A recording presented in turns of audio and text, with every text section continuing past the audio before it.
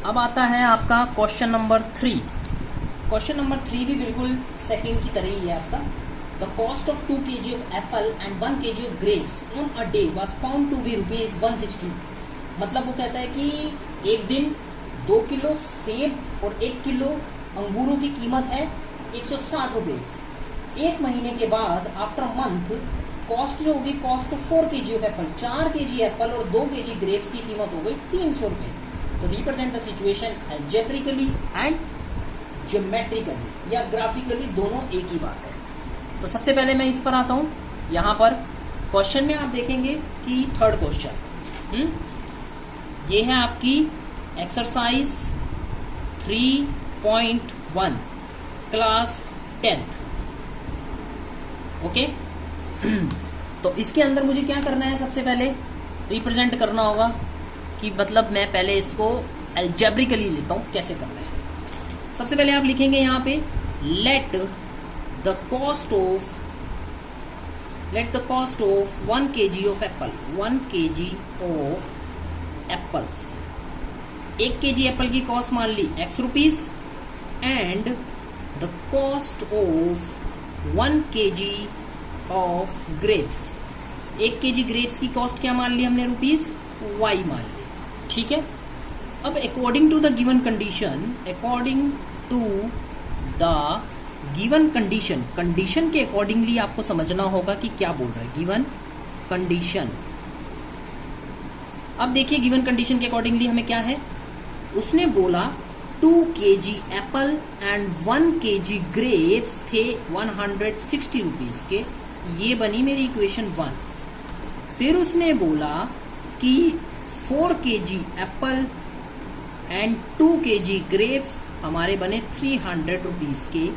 ये हुई मेरी इक्वेशन 2।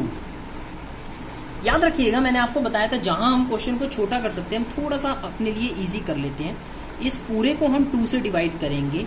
ये क्या हो जाएगा हमारा 2 1 जा 2, 2 2 जा 4, 2 1 जा 2, 2 1 जा 2, 2 1 जा 2 और ये हो जाएगा 150।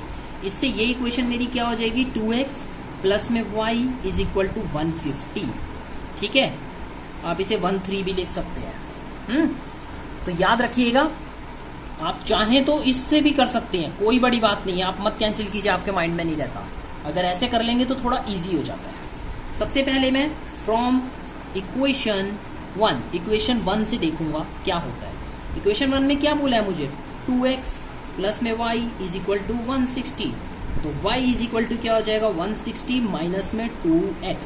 ठीक है, तो ध्यान रखिएगा कोई भी टर्म आपको यहाँ पर अगर दिखती है 2 वेरिएबल्स में, तो अगर इसके साथ कोई कोफिशिएंट नहीं है, कोई नंबर नहीं है, तो उसको वहीं रहने दीजिए। जो नंबर वाला है, कोफिशिएंट वाली टर्म होती है, उसको उठा के इधर ले जाइए। तो उससे क्या वो अपोन में नहीं आएगा। अपोन में नहीं आएगा तो आप आसानी से वैल्यू डाल के आपको डिवाइड करने का आपका टाइम भी सेव हो जाता है इसके अंदर। सेम ऐसी आपकी फ्रॉम इक्वेशन 2 करेंगे आप।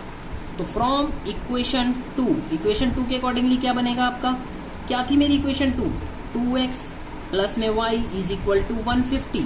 इसका रिप्रेजेंटेशन मैं कैसे करूंगा, y is equal to 150 minus में 2x। हो गया ये कंप्लीट।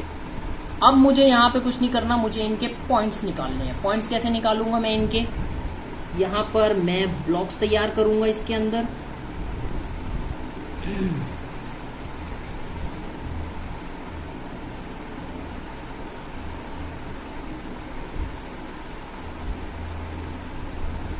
ये x और y की वैल्यू निकालूंगा, यहां से x और y की वैल्यू को फाइंड करूंगा। तो अब मैं इनकी वैल्यूज को कैसे फाइंड करूंगा देखिए, यहां पे भी मुझे x की वैल्यू बड़ी रखनी पड़ेगी। अगर मैं रखता हूं 100 तो मेरा यहाँ पे क्या बनेगा 200। तो 14 तक जाना थोड़ा लंबा हो जाता है। मैं यहाँ पे रखता हूँ सीधा 3 रखता हूँ। ठीक है, तो 300 रखने में मुझे x की वैल्यू मैंने रखी 300। तो मेरा यहाँ पर हो जाएगा 300 से करूंगा तो 3 2 जा 600 हो जाएगा, बहुत ज्यादा हो जाएगा, माइनस में जाएगा फिर। ठीक है, 50 रख लेते हैं हम यहाँ पे, छोड़िए x की वैल्यू को 50 रख लो। तो 50 2 जा कितना होगा 100 होगा। 160 में से 100 माइनस होंगे तो मेरे पास क्या बचेगा 60। ओके, अगर मैं यहाँ पे रख लू 45 तो 45 2 जा कितना हो जाता है मेरा 90। और 90 160 में से 90 माइनस करूंगा तो मेरे पास कितना बचेगा 70। ठीक है, एक्स कितना रखा था मैंने 45। ठीक है, क्लियर पॉइंट। अब मैं थर्ड पॉइंट की तरफ देखता हूं।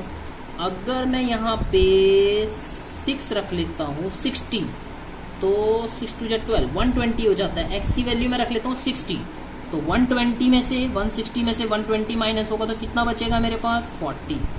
तीनों पॉइंट निकल गए मेरे यहाँ पर। अब उसके बाद मैं इस पे आता हूँ। ये तो बहुत ही आसान है। अगर मैं 50 रख लूंगा एक्स की वैल्यू, तो ये मेरा कितना आ जाएगा यहाँ पर। एक्स अगर मैं 50 रखूंगा तो ये हो जाएगा मेरा 100 और माइनस करके ये भी बचेगा 50। एक्स की वैल्यू मैं रख लूंगा 40, तो यहाँ मेरा आ जाएगा 70। ठीक है ना। और अगर मैं एक्स की वैल्यू रख लेता हूँ 60, तो यहाँ पर 60 रख लिया एक्स की वैल्यू, 6 2 12 120, तो मेरा ये आ जाएगा 30। ओके, अब मुझे इसका क्या करना है अब मुझे क्या करना है, इसका पूरे का वो बनाना है। ठीक है, जिसमें इसका मैं ग्राफ प्लॉट करूंगा। तो ग्राफ अभी हम रफ ऐसे ही प्लॉट कर लेते हैं। आप यहां से देख सकते हैं, मैं यहाँ पे ग्राफ प्लॉट कर देता हूं आपके लिए। और ये आ गया और लंबा आपका, और यहाँ से ये यहाँ तक हो गया 0 10 20 30 40 50 60 70 80, चलिए 90 तक कर लेते हैं। -10 -20 -30 -40 -50 -60 -70, 10 20 30 40 50 60 एंड 70। ओके, यहाँ पे भी मैं लिख लेता हूँ -10 -20 -30 -40 -50 -60 -70 -80। पहला पॉइंट है 50 60। एक्स है हमारा 50 एंड वाई है हमारा 60। ओके, यहाँ प्लॉट कर दिया हमने। थोड़ा मुझे लग रहा है 40 पे कर दिया, गलत हो गया। यहाँ करते हैं, यहाँ बनेगा हमारा ये, इसको काट देते हैं। दूसरा पॉइंट है एक्स 45 और वाई है 70। 40 है तो 45 यहाँ हो जाएगा और 70 हमारा यहाँ चला जाएगा। चलिए, 60 है एक्स और वाई है 40। एक्स है हमारा 60 एंड वाई है हमारा 40। तो आप यहाँ देख सकते हैं, ये मेरे लिए पूरी लाइन बन गई है। पेपर में आप एक बात ध्यान रखिएगा, जैसे ये 60 40 है तो यहाँ पे आपको 60 और 40 लिखना पड़ेगा। ओके, ये आपने लिखा है, हमने बनाया था 50 वाला, तो ये था हमारा 50 और 60। नहीं लिखेंगे तो नंबर कटेंगे, फिर आप बोलेंगे किया पूरा था, नंबर मिले नहीं। 45 70, और उसके बाद आप यहाँ से यहाँ इस लाइन को खींच देंगे। नेक्स्ट पॉइंट है एक्स 50 वाई 50। एक्स 50 वाई 50, चलिए लिख दिया मैंने ये। एक्स 40 वाई 70, एक्स 40 वाई 70, यहाँ आ गया मेरा ये पॉइंट।